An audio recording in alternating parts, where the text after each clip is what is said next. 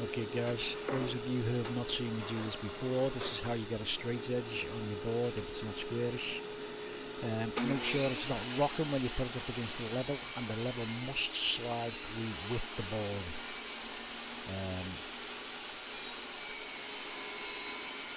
And then what we do is we'll take the level away, turn the board over and trim it off the other side, and that way you've got the board straight on both sides and parallel sides with each other.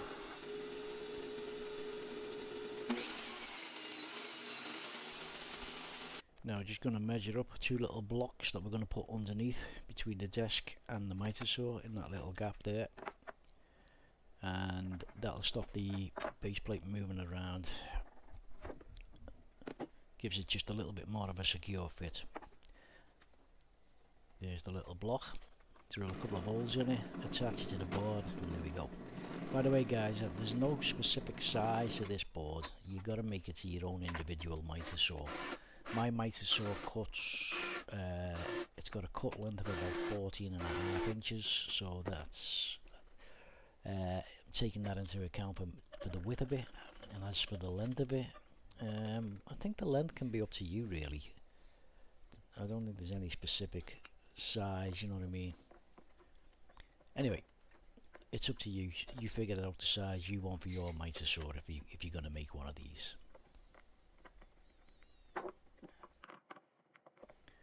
Now in a moment you'll see me place a piece of cardboard on the hardboard on the top of this. That's a leftover piece I had from making my dust cover, and if you want to see the dust cover video, I'll leave a link in the description.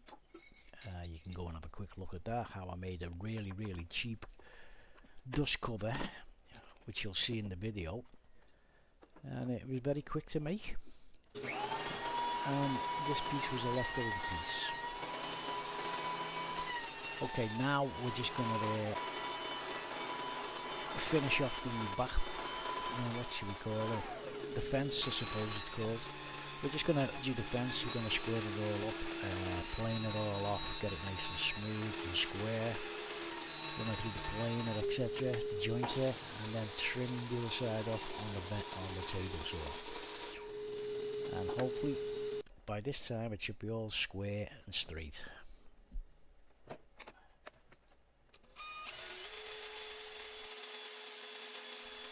Now the holes we're doing now is we just mark them up off the original fence on the miter saw, which you can see just on the right hand side there. Mark them up, drill them all out, and these are going to be for the bolts that are going to run through the fence and through the miter saw to hold it all in position.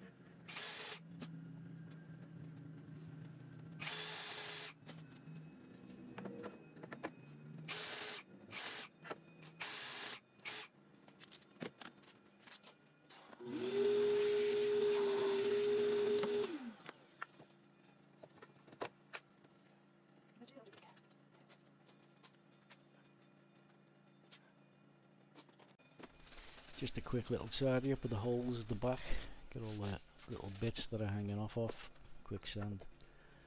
Now you might notice a little bit later on guys, this is not the original fence when I first made this. The first fence I made was made with a little bit of softer wood, and I wasn't really that happy with it, to be honest, so I've got some harder wood and I made this fence here, which you can now see me drilling and attaching to the board.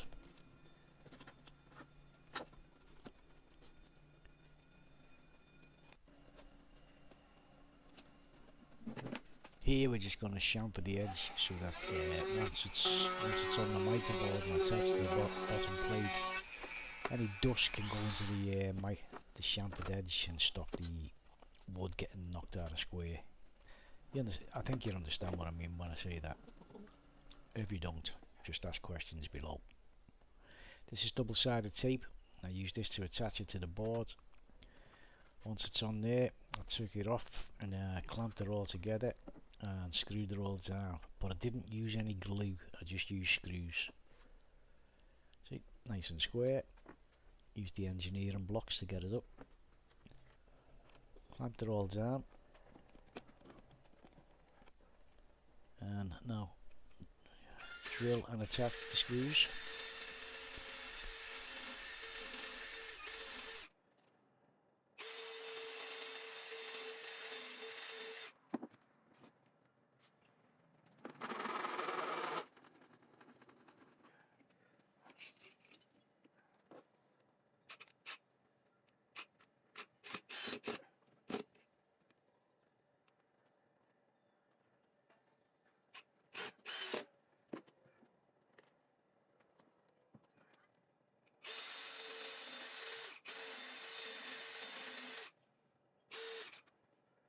Now the beauty about this, guys, is not only does it give you a zero clearance plate for your saw to stop stuff falling down between the gap of the saw and your mitre saw, but it also makes cutting smaller pieces easier. And because we squared it all up, you will see in a minute I'll put a square on the end and we can cut nice mitres as well with it without actually having to move the mitre itself.